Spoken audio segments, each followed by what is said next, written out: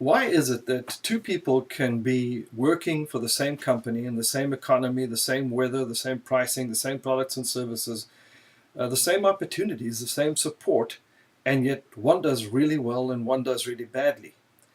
These people could be the same age, the same background, everything, same intelligence, and yet one just succeeds magnificently and the other one fails miserably.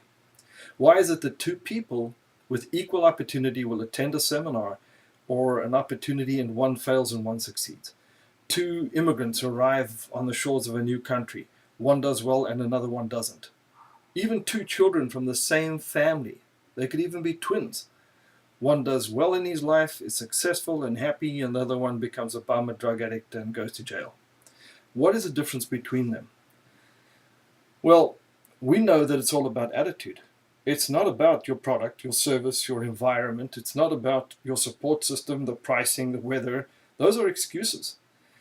People use excuses to explain why they fail, but really failure has to do with you. It has to do with your attitude, your motivation, your perception, your beliefs, your values, the way you interpret the world around you to yourself, the questions that you ask yourself, and your drive, your level of motivation. That's what it's all about. It's got very little to do what country you're in, or how old you are, or what your education is.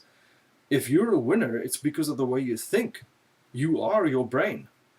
And if you think in a certain way, you're going to use whatever is at your disposal to become successful.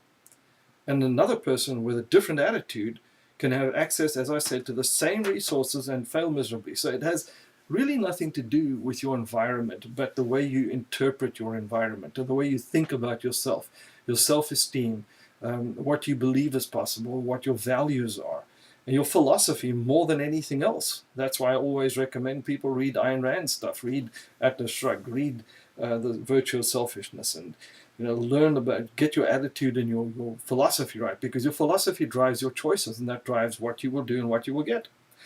The reason why I mention this is because we're very excited. For years, we've been looking for somebody to come on board to fill a gap in the DollarMakers organization. And that gap is self-development and improving people's belief and understanding of how to get ahead in the world, regardless of whether they understand joint ventures or not. We finally have found an expert in this field. She has a master's degree in behavioral sciences. She's done very, very well in her own business, and she has a fantastic track record. So Corrine Rupp has come on board, and her organization has come under the banner of DollarMakers, branded now by DollarMakers and with DollarMakers. It's a win-win for her and us. It's a nice joint venture, and it will be called DollarMakers Inspired Minds. Look forward to finding out more about the opportunities within DollarMakers Inspired Minds, how you can earn a commission by referring them, and how you can learn from DollarMakers Inspired Minds. You've got to be a product of the product.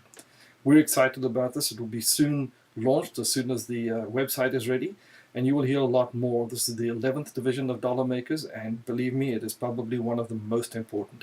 So get excited, get very excited about DollarMakers Inspired Minds, and I encourage you to take full advantage of what's offered. Thank you.